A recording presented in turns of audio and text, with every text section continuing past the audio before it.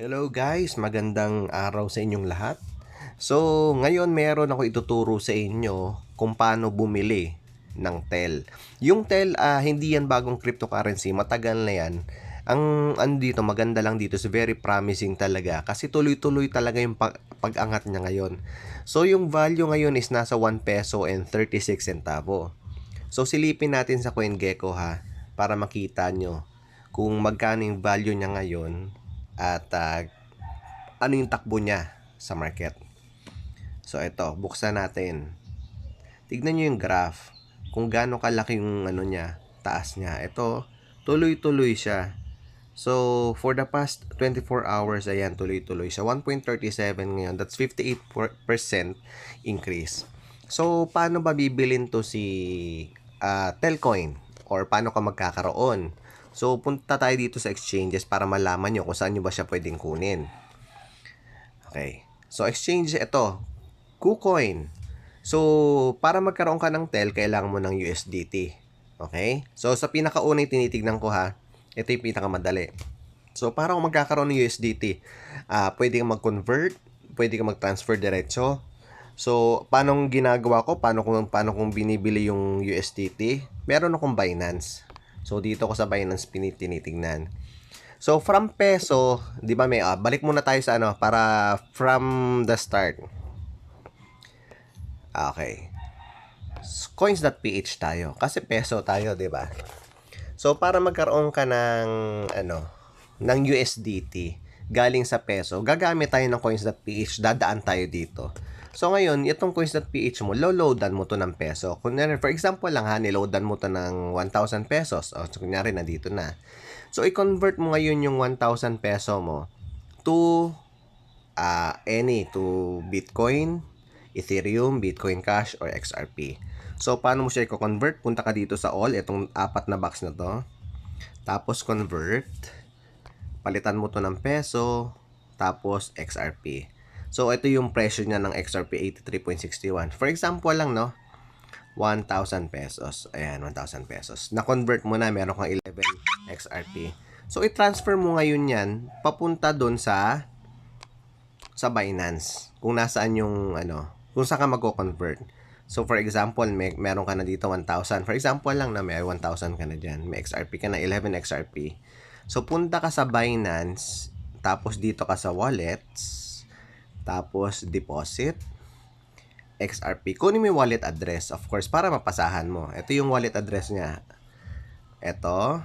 Tapos, ito yung XRP tag. So, kailangan mo yung dalawang yan. So, balik ka ngayon sa coins.ph.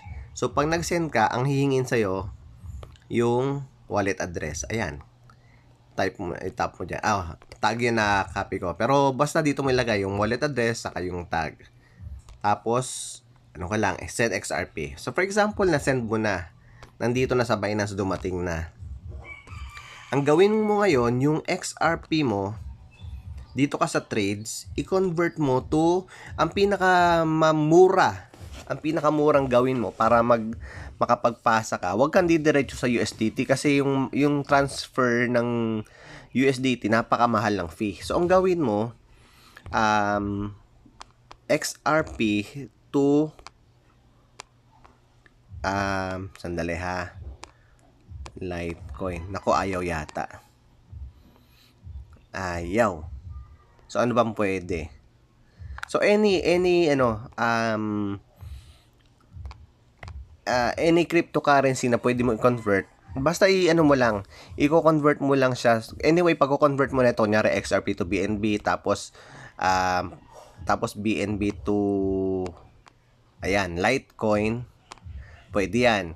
So, i-convert mo lang. Pag na-convert mo na, meron ka ng Litecoin, pumunta ka ngayon sa KuCoin. Medyo mahaba yung proseso eh. So, punta ka dito sa KuCoin. Kunin mo yung wallet address. So, dito ka sa deposit. Tapos, type mo dito yung LTC. Ayan, Litecoin. Copy address. Balik ka dun sa, sa Binance. Tapos, dito ka sa convert. Kunyari meron ka ng nakapag-convert ka ng Litecoin. Dito ka sa wallets. Tapos, withdraw.